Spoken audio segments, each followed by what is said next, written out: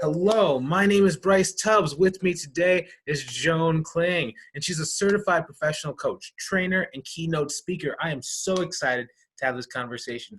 I think it's been about a week and a half in the making, so I'm so excited to even have her on the show today. Thank you so much for coming on the show today, Joan.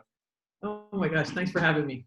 You know, the funny thing is I almost messed up your name, just like we were just talking about beforehand. Because yeah, that's interesting because as soon as you said that, now it's like, oh. Exactly. The hard thing about speaking on camera. But before we go any further, for those watching, if you're watching from any location that is outside of our free community, I just want to invite you inside. It's taken such a long time to cultivate such a positive group of people who want to see each other succeed. It's probably one of the best communities. I'm a part of about 50 groups online, and this is the best one. Okay, so if that's you, join us by clicking the link either above or below and join us inside the community right now. Now, Joan, what was life like before you got into coaching? And really, what was the catalyst that brought you into the space? For most of my life, I've worked for local government. And so I've been a government worker for 35 years. And really what got me into coaching from a very young age, I was a ham. I loved being in front of people. I loved telling people my opinion and love hearing myself talk. But then it's not only with government, but with a lot of jobs, you get into it and then you start making money and you start moving up, and they call it the golden handcuffs. It's like you're stuck there, but it's a good thing, but you can't move kind of thing. So I've always wanted to be a coach. About 20 years ago, I heard the term coach and I was like, oh my gosh, that's so what I want to do. And then soon after that, I got my master's degree in executive leadership. And then after that, I got my coaching certification, which you don't really need a certification, but more and more people are just hanging up a shingle and saying that they're coaches. And so more and more people are looking for the certification, and it makes me feel more comfortable having it. And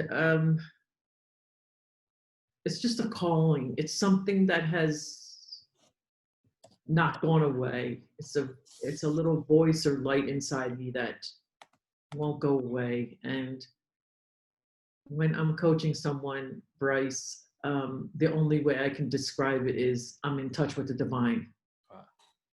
I just feel like I have this direct connection, and the words that come out of my mouth I don't know where they're coming from.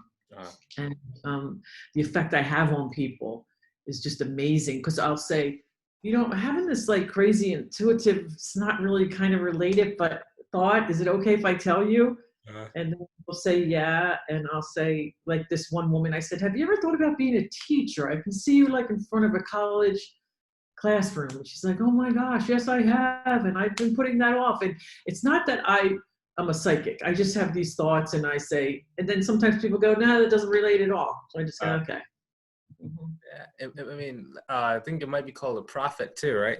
Prophets they're like both similar things, but slightly different meanings, in history. But let me ask you this question. So the ability to kind of listen to those yearnings, that voice that just doesn't go away. Can you maybe talk about like for some watching, maybe they have those similar thoughts, but maybe they don't have like the courage or maybe just a belief in themselves to actually make it work and actually go chase those urges?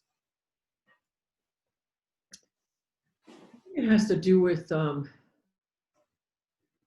being patient with yourself. I think all of us have a calling, and we may not have been placed in the right place to cultivate that calling. I would say take note, like just approach life with curiosity.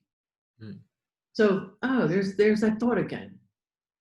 There's that thought again. Like, I seriously thought everyone in the world thinks of writing a book someday. Oh. That's just, doesn't everyone think that? And so then when someone told me, actually, no. Very few people, well, yeah, a lot of people want to write a book, but less than, I thought it was just like everybody. And so doesn't everybody want to, go climb whatever mountain? No. So whatever that voice is that keeps coming to you, just in the beginning take note of it and go, oh, there it is again. Wow, there it is again. And so in my instance, that calling has been calling me for 25 years or so. But life distracted me. I was married, I had kids, I had lots of distractions. Let me kind of ask you this question. So right now, a lot of people are in a time of either quarantine, or maybe they're going out of it, maybe they're coming back in. Maybe what's been one of your biggest either pieces of clarity or just takeaways from just the space we're in right now? Just speaking for myself, and I know people have had a harder time than I have had. I'm just enjoying the solitude and the time to work on myself, to go inside and to see what I really want to do. And like people that were commuting, so now you have at least that much time every day to spend on something else. And I think it's a good time for self-reflection, because we have had, like even the noise in the world is different. The car, there's not as many cars, there's not people outside talking or arguing or, various times. Especially when we were really, really shut down, there was no leaf blowers, there was no this, there was no that. So it was the whole energy to me of the world changed. And again, curiosity, like, wow, that's interesting. Yeah. That's a real word that you keep saying, curiosity. Maybe can you talk about cultivating that? Because for example, when I was a lot younger, I'd always look at things in the world and ask the question, why do people do what they do? Why? And people around me would be like, it doesn't matter why. Why do you even think about it? Don't think about that. Maybe can you talk about cultivating that curiosity? Well, it comes from an open mind. It comes from one of my philosophies of coaching is permission to be great is granted. So it doesn't matter. Throughout our lives, people have been telling us, don't think like that, don't dress like that, don't look like that, don't. And to find someone with a closed mouth, with someone that you can share your intimate secrets with and say, you know what, I was thinking that maybe someday I would be an astronaut, and everybody else in your family, your neighborhood, your school, whatever, would say, there's no way you're going to be an astronaut. Yeah. But to find that one person that helps you, that believes in you. And so to be curious, it means to just continually seek.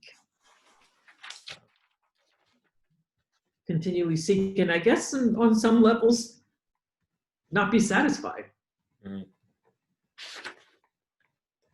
Wow, you're really good at you like. I don't know if you noticed, you're really good. At what? Just kind of from the conversation that we're having, I can tell like you're a really great coach. Because like it's in the little things that you say, finding the one person that believes in you and actually listen. Like that's like for those watching, maybe if you're either a coach and maybe if you're either new in the game, maybe you might have forgotten. That's a very key part about coaching. Is that support aspect.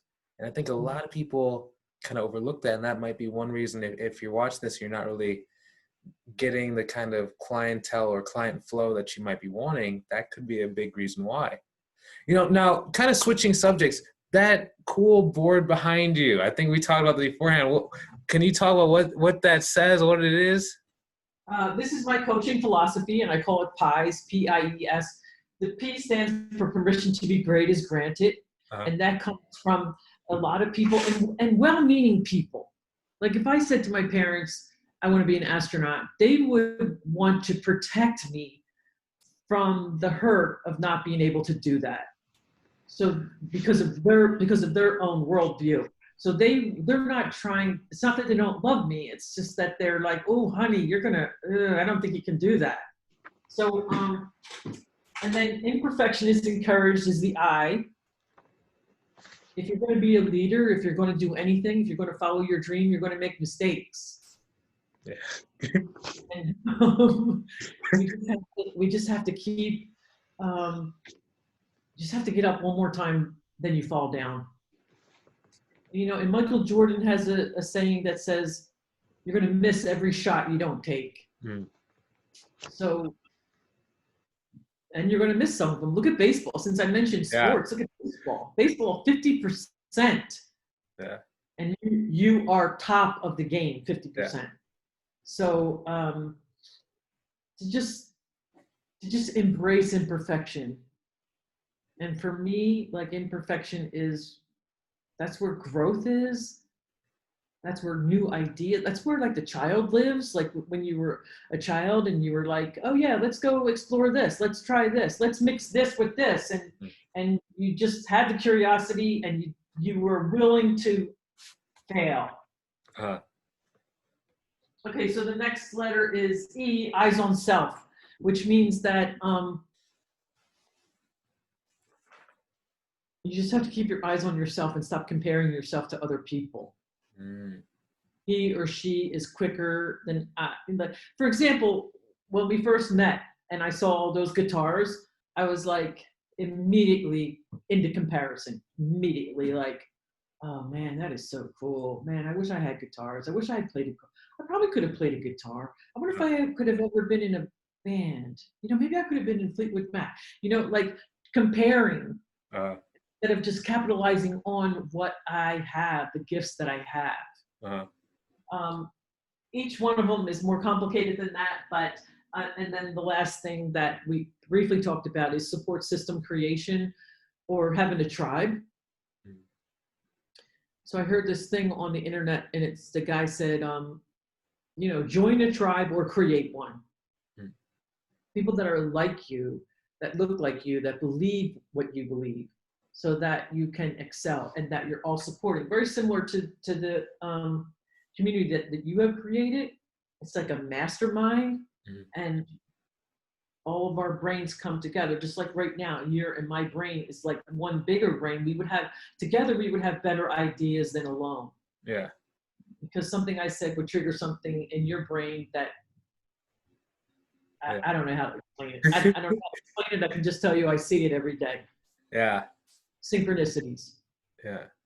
It's one of those just kind of cool things. I mean, I don't know if a lot of people really just understand like how cool it is to be able to be like a coach and like the tremendous opportunity that we have, especially like now during COVID. I was to talk to so many people during the day who their business either is trying to switch online or they're just struggling right now. It's like, you know, as coaches, we tend to thrive when things go wrong in the world, unfortunately, or maybe fortunately, because our job is to help people. So I don't know. But let me ask you this question. So I think before we were talking about I think you said you had some cool new programs or something like that. You were doing something about coaching. Can you tell us a little bit more about your programs? The most exciting thing I have is that I created the pies, and then I have created online courses and group coaching, and I use it pretty much anytime I talk with one of my clients. We're in one of the squares, Uh, and so that's what I have going right now is formulating group coaching, because I love to help people. uh, And I do love one-on-one, but the power of a group and the power of more minds together is just amazing. So I like to meet with as many people or as many guitars as I can. Let me see. You uh, have 1, 2, 3, 4, 5, 6. and we got what is that? 6. We got 7, 8. Oh my gosh, yeah. Uh, So cool. yeah, a lot of fun. But let me ask you this question. So, where can people go to learn more about you, or where can they go to connect with you further? Most people find me on LinkedIn, on my LinkedIn page, Joan Kling, or my website is joankling.com. Excellent. Can you spell out Joan Kling? Because I know they're probably not going to be able to see it on some platforms. Sure. JoanKling.com. Awesome. Thanks for your time today. I really appreciate just getting to know you a little bit better and just learning more about you. Okay, it's been fantastic. Thank you so much, Bryce. Yeah, you're welcome. You see, I told you this would be fun. Fun fact for those watching. When we first met, she thought I was an internet robot. Good. You did. So So it's just always great to be able to kind of connect with new people and really just join, just like you're saying, join it and get around a tribe where people actually on a similar path to you. She's been in business for a long time. She's been a coach for a super long time. I've been a coach for a long time. And it wasn't until probably about 2 weeks ago that we actually connected and met. But that's the power of kind of networking and getting around people who are like-minded. So, maybe if you're in a situation where the people around you right now inside of your household or your quarantine area or whatever are not as supportive as your goals or your dreams as you might like, come and join us inside of our community. It's taken such a long time and so much effort to make sure that everything is positive and that we all support each other. So if that's what you've been missing, come and join us by clicking the link either above or below the video. It'll probably be the best community you probably will join this year. Now, hopefully you enjoyed watching this as much as we enjoyed creating it. Feel free to hit the share button so other people can get some great value as well. Have a great day. We will talk to you soon. We'll see you next episode. Join the community. Talk to you soon. Done recording in 3 and 2 and 1 and